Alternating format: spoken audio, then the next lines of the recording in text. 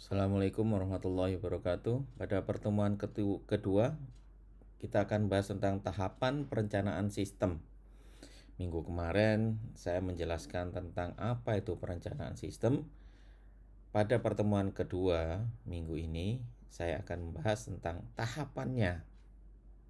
Baik, langsung saja. Ada 9 tahapan perencanaan sistem. Dari mulai mengkaji tujuan perencanaan strategis dan taktik perusahaan hingga mengumumkan proyek pengembangan sistem. Saya akan jelaskan satu persatu. Jadi, bagaimana mengkaji tujuan perencanaan strategi dan taktik? Ini saya akan beri contoh tujuan bisnis. Ini ada tujuan bisnis perusahaan ada 8. Meningkatkan kinerja laba usaha dari laba tahun sebelumnya. Berarti mau meningkatkan laba dari tahun sebelumnya. Optimalisasi pencapaian laba usaha dari masing-masing SBU. Jadi perusahaan ini memiliki SBU Strategic Business Units. Jadi banyak bisnis ya, unit bisnis gitu. Dia mengoptimalisasikan pencapaian labanya untuk SBU-nya. Yang ketiga, peningkatan mutu pelayanan kepada investor serta membuka customer service program. Jadi mau membuka customer service program pelayanan kepada customer. Ya, ini yang ketiga. Yang keempat, pengendalian biaya operasional investasi melalui upaya-upaya bidang perencanaan, pelaksanaan dan pemeliharaan secara operasional perusahaan secara umum. Yang lima, peningkatan disiplin kerja, motivasi kerja, produktivitas secara umum. Peningkatan potensi dan kualitas sumber daya manusia. 7. Peningkatan citra perusahaan di bidang pemeliharaan, keamanan, dan ketertiban menjadi kawasan yang bersih dan aman. 8. Pengelolaan pengendalian lingkungan kawasan terpadu. Jadi ada 8 tujuan bisnis. Nah, dari sini baru kita menentukan strateginya bagaimana. Ya, ini strategi. Nah, strategi kemudian taktik. Strategi ada 4. Pertama, diversifikasi. Yang kedua, penetrasi pasar. Yang ketiga, strategi pengembangan produk ya, untuk meningkatkan mutu. Yang keempat, restrukturisasi organisasi yang fleksibel ya, sesuai dengan perubahan lingkungan perusahaan, baik internal maupun eksternal. Jadi ada 4 strateginya. Yang pertama, diversifikasi usaha. Berarti perusahaan akan membuat usaha-usaha baru ya, yang fokus bidang usaha yang sudah ada sekarang.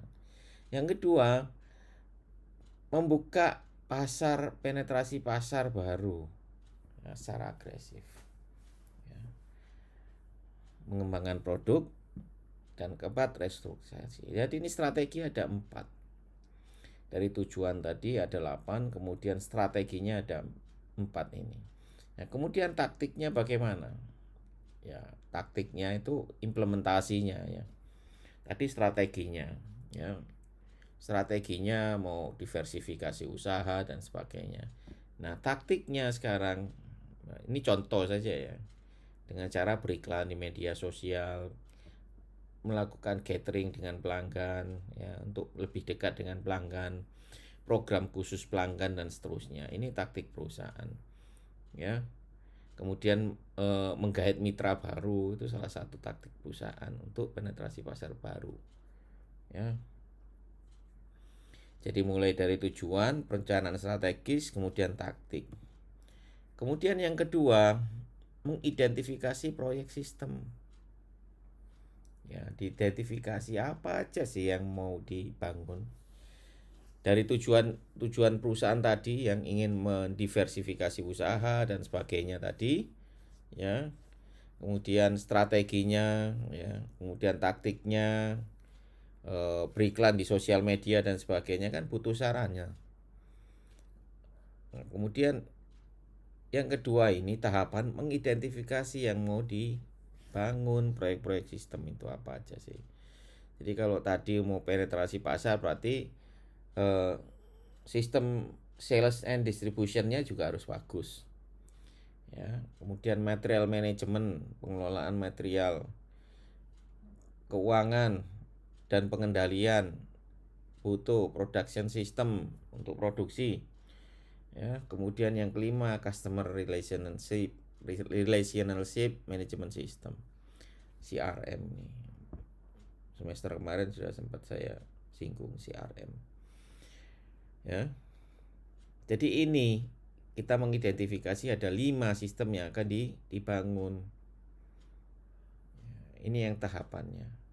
Setelah tadi tujuannya, strategi dan taktik, kemudian kedua mengidentifikasi proyek sistem. Ya. Yang ketiga menetapkan sasaran sistem. Untuk apa sih sasarannya itu? Kita membuat sales and distribution system, material management hingga customer relationship management system untuk apa? Oh, meningkatkan penjualan sebesar 20%. Meningkatkan distribusi barang sebesar 25%. Meningkatkan kepuasan pelanggan sebesar 30% dan seterusnya. Itu sasarannya. Jadi kita harus menentukan sasarannya apa. Ya, sistem yang dibuat dan sasarannya apa. Ini harus jelas. Kalau enggak, untuk apa kita bangun sistem? Kalau enggak punya sasaran. Ya. Ini contoh. Jadi disesuaikan dengan nanti bidang jasa perusahaan. Ya. Kemudian yang keempat, menetapkan kendali sistem.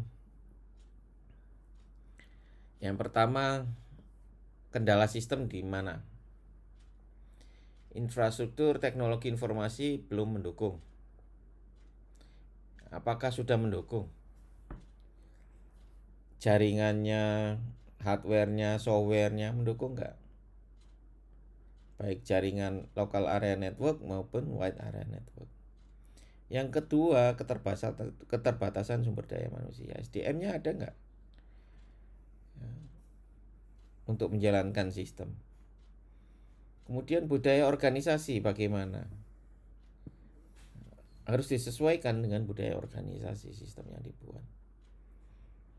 Ya. Kemudian keterbatasan dana. Nah, ini juga kendala. Tidak mungkin kita bisa membangun semua. Berapa biayanya? Ini juga harus di list ya. Kendala-kendala ini. Apa aja nanti yang akan menghambat dalam perencanaan sistem. Yang kelima, keterbatasan waktu. Ya, setahun, 2 tahun, 3 tahun, 4 tahun, 5 tahun itu harus ada perencanaannya. Nggak bisa harus tanpa keterbatasan waktu. Nggak bisa. Dalam 1 tahun ini harus selesai apa sistemnya. Tahun kedua apa sistemnya. Biasanya dalam jangka 5 tahun pengembangan sistem itu. Dan di breakdown per tahun. Biasanya seperti itu. Karena apa? Besar nilainya. Ya, ini 4, menetapkan kendala sistem. Yang kelima, menentukan proyek prioritas. Mana yang perlu didahulukan proyek-proyek itu? Dalam menentukan proyek prioritas itu ada 2 kriteria. Yang pertama rasional, yang kedua non rasional. Yang rasional itu tujuannya untuk apa? Untuk menghemat biaya. Jadi sistem mana yang lebih dulu bisa menghemat biaya itu didahulukan. Kemudian yang mudah, paling mudah dibuat dan diterima dan implementasikan, itu yang didahulukan. Kemudian jangka panjang sistem, ya, sampai seberapa lama sistem ini bisa bertahan, ya.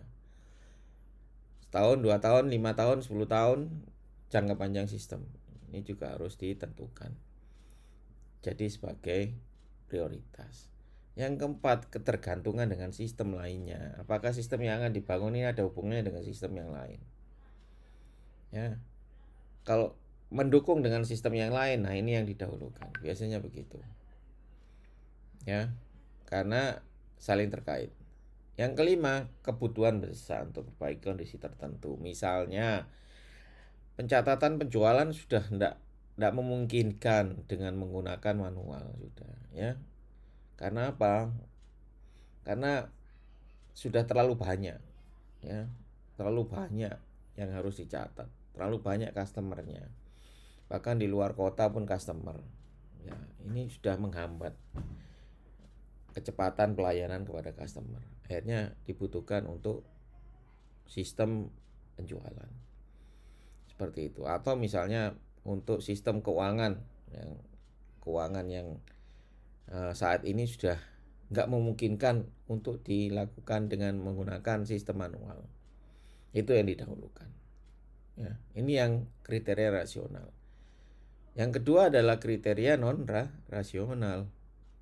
Ya, kalau non-rasional itu ya apa keinginannya manajemen puncak ya, apa minatnya di mana sih. Kalau misalnya interestingnya ke keuangan finance ya pasti didahulukan, ini non rasional.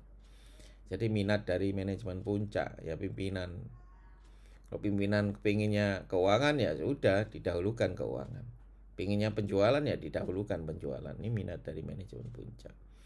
Yang kedua kebanggaan yang ingin ditonjolkan ya. Banggaan mana yang bisa kelihatan di luar itu lebih wow, prestis ya, berarti penjualan misalnya secara online, secara daring gitu. Jadi itu yang non rasional. Nah, ini tahap yang kelima menentukan proyek prioritas. Oke, saya lanjutkan. Nah, yang terakhir adalah menyusun laporan perencanaan. Untuk laporan perencanaan Anda bisa lihat di bukunya Prof. Jogianto halaman 101. Ya. 101 Anda lihat itu contoh laporan perencanaan sistem. Anda lihat. Baik.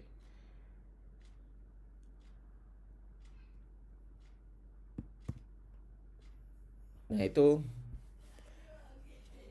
yang bisa saya sampaikan di pertemuan kedua tentang tahapan perencanaan sistem. Untuk selanjutnya nanti saya akan berikan tugas pada Anda untuk membuat laporan perencanaan sistem. Ya. Terima kasih. Assalamualaikum warahmatullahi wabarakatuh.